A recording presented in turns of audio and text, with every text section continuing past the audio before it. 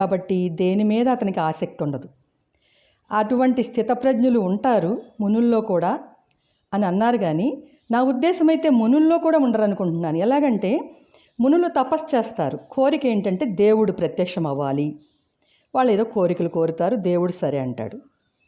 దానివల్ల ఎన్నో ప్రాబ్లమ్స్ కూడా ఎదుర్కొన్నారని కథలు ఉన్నాయి.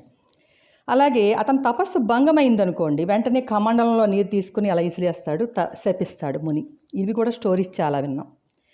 మన మానవాతుల్లో కూడా ఎవ్వరూ కూడా స్థితప్రజ్ఞత అనేది చూపించలేము.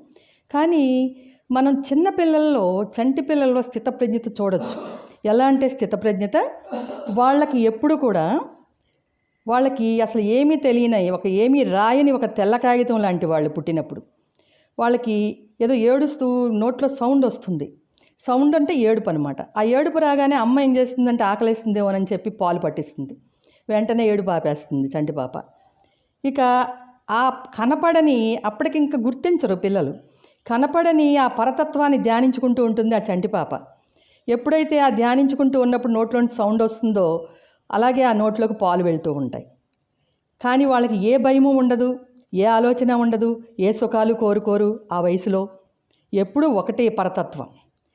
అలాగే ఇంకా వాళ్ళు ఏమీ కూడా భయం అనేది తెలియదు. నిప్పు ఉందనుకోండి, ఆ నిప్పుని ఏదో పండు అనుకుంటారు, పట్టుకోవడానికి వెళ్తారు.